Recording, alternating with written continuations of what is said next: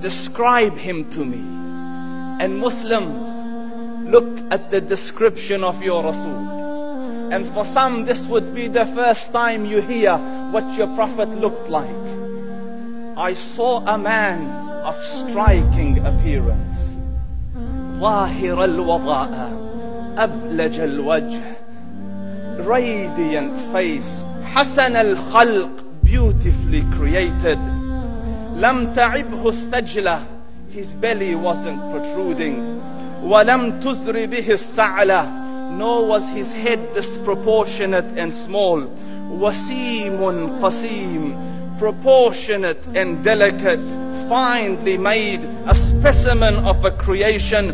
في عينيه دعج, in his eyes there was a contrast. The dark was immensely dark, the white was excessively white. وفي أشفاره وطف, and his eyelashes were long. وفي صوته صهل, and in his voice was a natural echo. وفي عنقه سطع, and his neck was elegantly long. وفي لحيته كثاثة, his beard was full and thick. أزج أقرن, his eyebrows were arched, but they were not joint, it was separated. In summit فعليه الوقار, when he was silent, dignity covered him.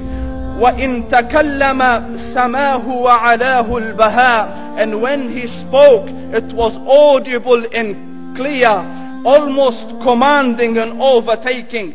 أجمل الناس وأبهاهم من بعيد, from afar the most striking and outstanding in appearance. وأحسنهم وأجملهم من قريب, and when he came near, the best of them and the most handsome of them in closeness.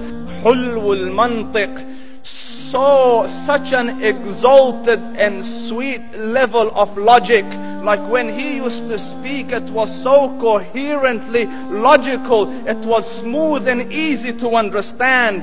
فصل لا نزر ولا هذر, he was to the point, not excessive nor too short. كأن منطقه خرزات نظم يتحدرن, his logic, his utterances, his words were like jewels coming out of a necklace, calculated, polished, one after the other, it would flow magically. ربعة, he was medium in height. Your eye didn't have to strain to look up at him, nor was it tedious to look down at him. He was a comfortable sight to look at.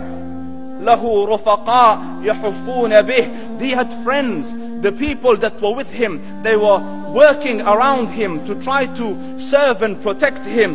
إن قال سمعوا لقوله, when he used to say something, they used to hearken to what he used to say. وإن أمر تبادروا إلى أمره, when he commanded, they used to compete to fulfill the command. This is Muhammad Rasulullah. This is Muhammad Rasulullah. Anas ibn Malik says, he says, I came out one night, it was the full moon night.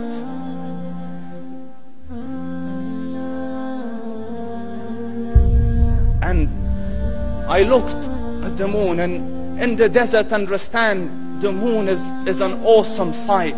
It is smooth, it is radiant, it is clear, it is gentle compared to the scorching sun at which they are used to.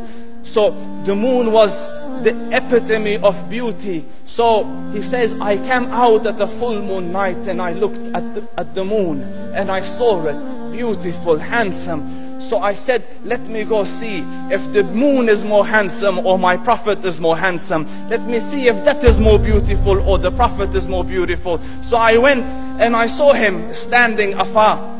So I looked at his face and I looked at the moon and I looked at his face and I looked at the moon and I looked at his face and I looked at the moon, and he said, Wallahi, he was more handsome than the moon in its entirety. That is just the look of your Rasul.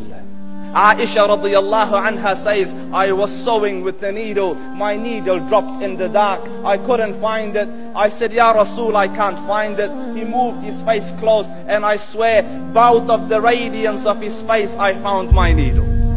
And the Prophet sallallahu alaihi wasallam was mind-bogglingly handsome, but his handsomeness was covered with waqar and jalal and hayba.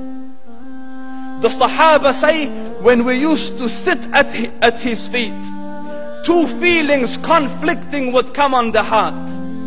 The first one, you wanted to look at him. You wanted to behold the majesty of his face.